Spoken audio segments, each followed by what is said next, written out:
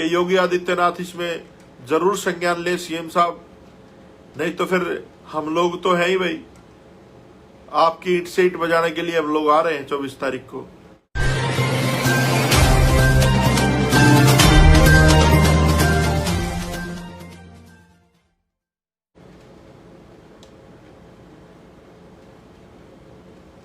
साथियों, सभी साथियों को जय भीम, जय भारत, जय मान्यवर साहब काशीराम, जय वाल्मीकि, जय रविदास, जय कबीर साहब। साथियों, हाथरस उत्तर प्रदेश में अलीगढ़ के पास जो घटना हुई, आप सभी लोग उससे परिचित हैं। सोशल मीडिया पर 2-3 दिन से ट्रेंड कर रहा है। बहुत सारे हमारे साथियों ने, हमारी छोटी बहनें हैं बहादुरगढ़ से, उपासना चंदेलिया, सुनैना चंदेलिया, उन लोगों ने भी इस विषय पर काफ़ी प्रकाश डाला और सोशल मीडिया के माध्यम से जन जन तक उस बच्ची के इंसाफ के लिए आवाज़ पहुंचाई। साथियों, हमारे भाई शगुन त्यागी जी भी जुड़ चुके हैं। जय भीम भाई साहब। साथियों, हाथरस में जो घटना हुई उसके विषय में आप लोगों से रूबरू हुआ हूं। मैं आपको बता दूं कि हाथरस में जो घटना हुई है वो वाल्मीकि जाति की लड़की के साथ 5 ठाकुर जाति के लड़कों ने गैंगरेप किया है। साथियों, वो लड़की अपनी माँ के साथ खेत में काम करने गई हुई थी। माँ दूसरे खेत में काम कर रही थी और बेटी वहीं पर पड़ोस में काम कर रही थी, उनके साथ में थोड़ी दूर। तो 5 लोग ठाकुर जाति के लोग आते हैं, लड़के, वो उस बच्ची को घसीट करके दूसरे खेत में लेके जाते हैं। और वहाँ पर जैसा उस लड़की का बयान मैंने आज देखा, कुछ बहुजन टीवी वालों ने उसका इंटरव्यू लेकर के डाला, वो मैंने देखा आज। तो उसमें उस लड़की ने बताया कि 2 लड़कों ने, उन 5 लड़कों में से 2 लड़कों ने उस लड़की के साथ रेप किया, जब तक उस लड़की को याद है। उसके बाद वो बेहोश हो गई। तो उसके बाद जो 3 लड़के और थे, उन्होंने भी उसके साथ दुर्व्यवहार किया, दुराचार किया। और साथियों, बात सिर्फ बलात्कार तक सीमित नहीं रही, मतलब हैवानियत की हद कर दी उन लोगों ने। उस बच्ची की जीभ को भी अपने दांतों से उन्होंने काटने का काम किया। और उसकी गर्दन की हड्डी, कितनी पीड़ा उस बहन को, उस बेटी को हुई होगी जब उसकी गर्दन की हड्डी उन जालिमों ने तोड़ी। उसके पैर में चोट मारी गई और भी शरीर में चोट मारी गई।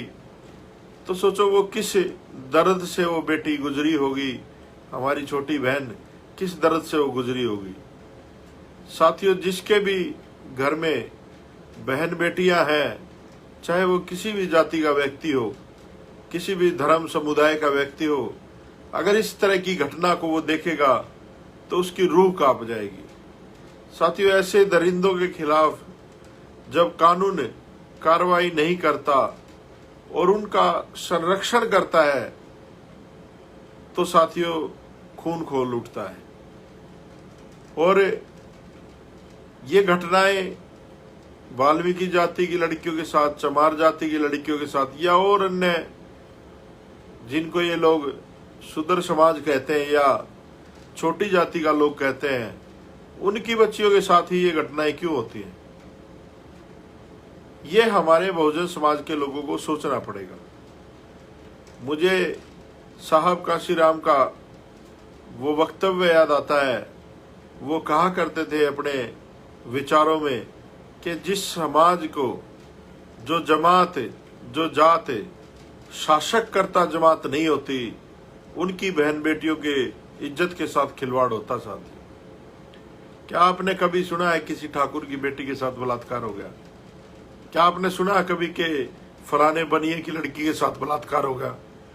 क्या आपने सुना है कि उस ब्राह्मण की लड़की के साथ बलात्कार हो गया? नहीं सुना होगा।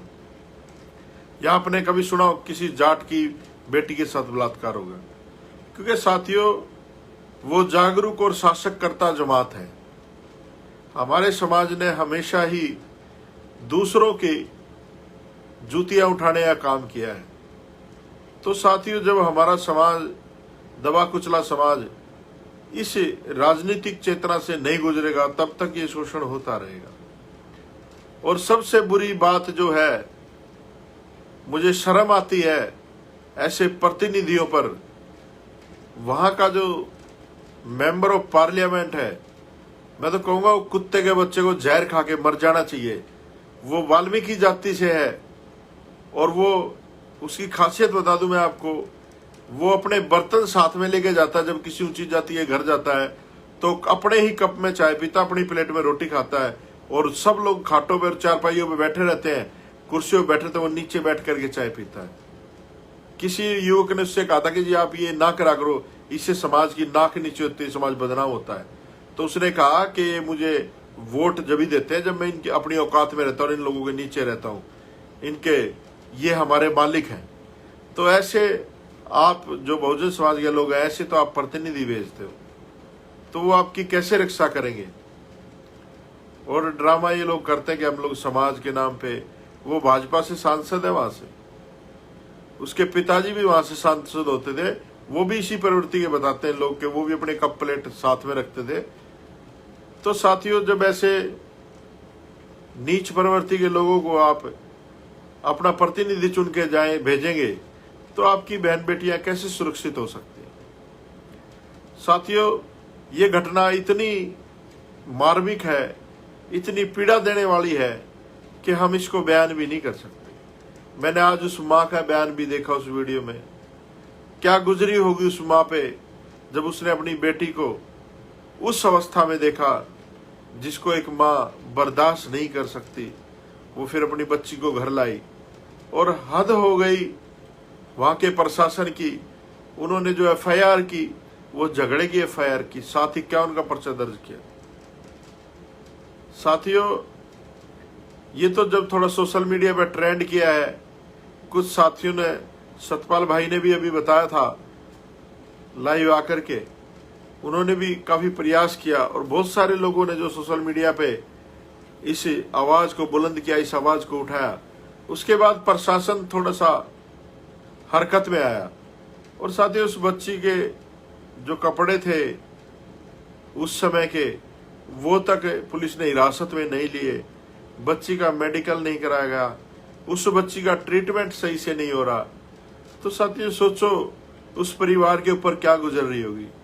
और मैं इस देश के जो लोग ठेका लेके घूमते हैं, ह्यूमन राइट्स कमीशन वाले या और बहुत सारे आयोगों की चेयरमैन हैं, वो ड्रामा करती हैं हड़ताल में बैठने का, मैं उन सब लोगों से पूछना चाहता हूं, अगर ये बच्ची जनरल कास्ट की होती तो क्या जब भी आप लोग खामोश बैठ रहे थे?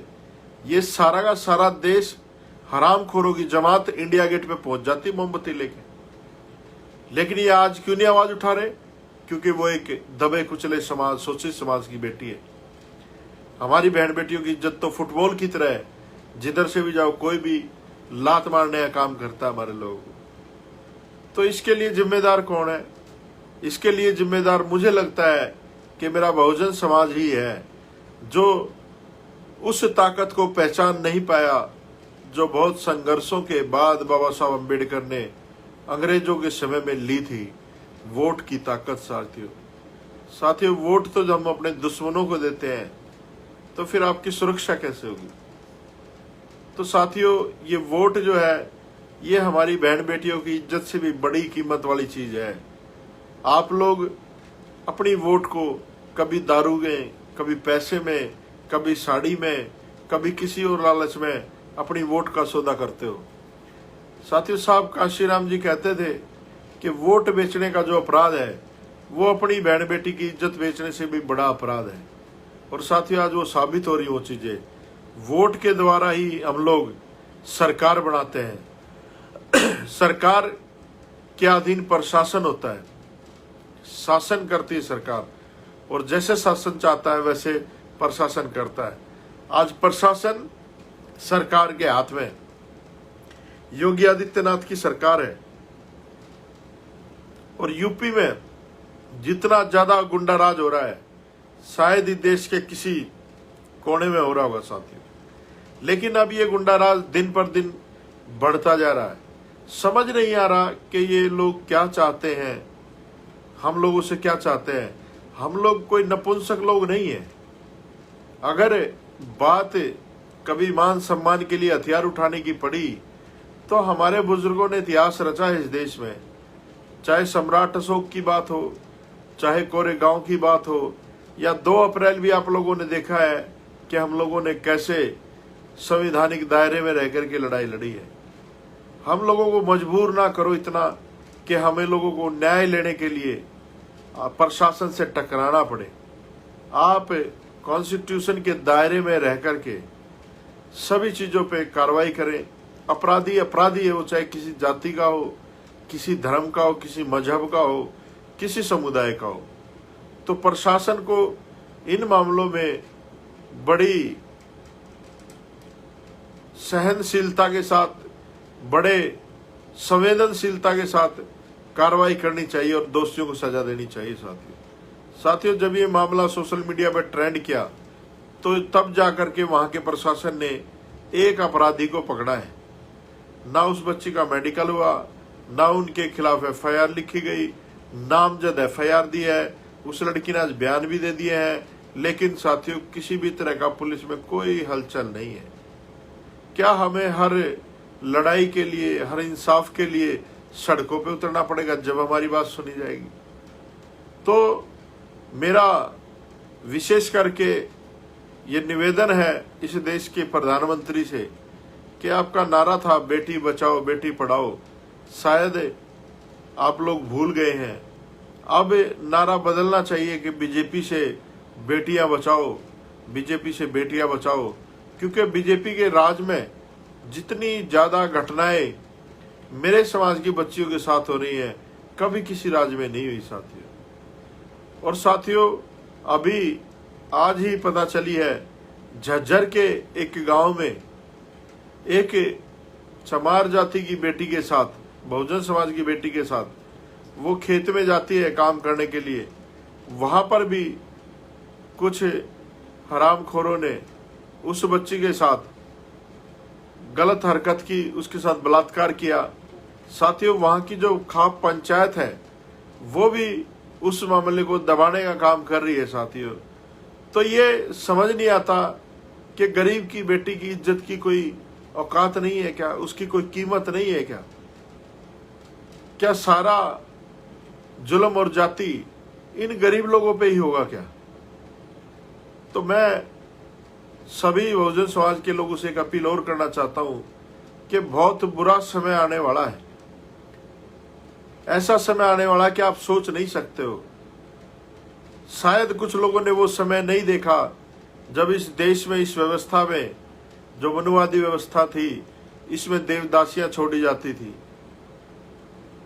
नगर वधु छोड़ी जाती थी, वो हमारी जातियों की बहन बेटियां होती थी। मुझे नहीं लगता कि ज्यादा समय बचा है। ये वही भारत बनाना चाहते हैं जिसका इन लोगों ने सपना देखा, जिसका ढिंडोरा पीटते घूमते हैं। जिस रामराज की ये बात करते हैं उस रामराज में वैसा होता था। तो साथियों, आप लोगों से एक ही निवेदन करूंगा, जो ये वाल्मीकि समाज के जो युवा साथी हैं, बहुत सारे लोग हैं हरियाणा में, बड़ी बड़ी बातें, बड़ी बड़ी बकवास करते हैं कि हम ये कर देंगे, हम वो कर देंगे, लेकिन किसी का भी कोई प्रतिक्रिया नहीं आई। अगर इतने ही मर्द के बच्चे हो तो जाओ दिलाओ उन बच्चियों को इंसाफ। एक और 2-3 दिन से देख रहा हूं ट्रेंड मीडिया, मजाक बना रखा है सोशल मीडिया का बिल्कुल। पता नहीं कैसे लोग हैं, क्या चाहते हैं।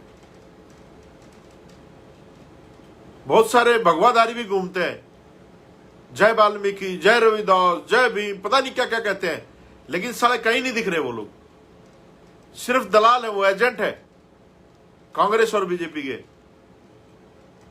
कभी भी समाज के लड़ाई में नहीं दिखते वो लोग। बड़ी बड़ी बातें करके आ जाते हैं पंचायतों में, कहीं नहीं दिखते फिर वो लोग लड़ाई में। तो आप लोगों से निवेदन है अगर आप लोग साथ ना देश के तो अपने घर में चुपचाप बैठे। ये बेफालतू की बकवास सोशल मीडिया में जो करते हैं वो ना करें। और हम लोग 24 तारीख को पहुंच रहे हैं वहां पर हाथरस में। देखते हैं प्रशासन कैसे नहीं कार्रवाई करता है ना। हम बताएंगे प्रशासन को, वहां को, एसडीएम को, डीसी को, सबको, है ना। मैं बताऊंगा वहां पर आकर के, उनको बात करेंगे उन लोगों से। देखते हैं वो लोग कैसे कार्रवाई नहीं करते हैं। कार्रवाई तो करनी पड़ेगी। और हम लोग झज्जर भी जाएंगे, वहां से आने के बाद झज्जर भी जाएंगे। और हम इस देश में चाहे किसी की भी बहन बेटी हो, किसी के साथ भी अत्याचार होता है, अगर हमें पता चलता है तो हम लोग उसकी मदद के लिए हमेशा खड़े रहेंगे। हम कोई जाति देख के, धर्म देख के नहीं किसी के साथ खड़े होते। जो अन्याय है, अन्याय के खिलाफ हम लोग खड़े हैं। बाबा साहब के संविधान के साथ हम लोग खड़े हैं। तो आप लोगों से निवेदन है, जो वहां के साथी हैं अलीगढ़ के, हाथरस के आसपास के, 24 तारीख को कलेक्ट्रेट ऑफिस पहुंचेंगे हम लोग। फिर उनके परिवार से भी मिलेंगे। तो आप लोग ज्यादा से ज्यादा संख्या में वहां पर पहुंचे। और डरने की जरूरत नहीं है भाई। जब सामाजिक सेवा में जाओगे तो मुकदमे भी लगवाने पड़ेंगे और सारी चीजें करनी पड़ेगी। और ये लोग, जिन लोगों ने ये जघन्य अपराध किया, उन लोगों को भी चैलेंज करते हैं हम लोग। या तो मान जाओ, नहीं तो फिर हम लोग बिरसा मुंडा की औलाद हैं। ठीक है, हमें सारी चीजें आती हैं भाई। जब हमारे घरों में घुस घुस के इस तरह की अमानवीय हरकतें आप लोग करोगे तो फिर हम लोगों को भी कोई ना कोई रास्ता इख्तियार करना पड़ेगा। तो साथियों, 24 तारीख को 11 बजे हम लोग वहां पर पहुंचेंगे। आप भी ज्यादा से ज्यादा संख्या में उस बहन को न्याय दिलाने के लिए, इंसाफ दिलाने के लिए वहां पर पहुंचे। इतनी घटिया मानसिकता के लोग इस देश में हैं, इनकी मानसिकता ठीक करने के लिए आप लोगों को इकट्ठा होना पड़ेगा। साथियों, आप लोग इस वीडियो को ज्यादा से ज्यादा लोगों तक पहुंचाएं, शेयर करें और अपनी बात भी करें। सभी लोगों से एक और निवेदन करता हूं, जो भी लोग सोशल मीडिया पे एक्टिव हैं, सब लोग इसमें लाइव जरूर डालें। ये बात जन जन तक पहुंचनी चाहिए। आप लोग जो काम करते हो सोशल मीडिया पे, वो सरकार तक भी पहुंचता है, प्रधानमंत्री जी भी देखते हैं, सभी लोगों तक पहुंचता है। और मैं चाहता हूं कि योगी आदित्यनाथ इसमें जरूर संज्ञान ले, सीएम साहब। नहीं तो फिर हम लोग तो हैं ही भाई, आपकी ईंट से ईंट बजाने के लिए हम लोग आ रहे हैं 24 तारीख को। साथियों, आप सभी पहुंचे। जय भीम, जय भारत, नमो बुद्धाय।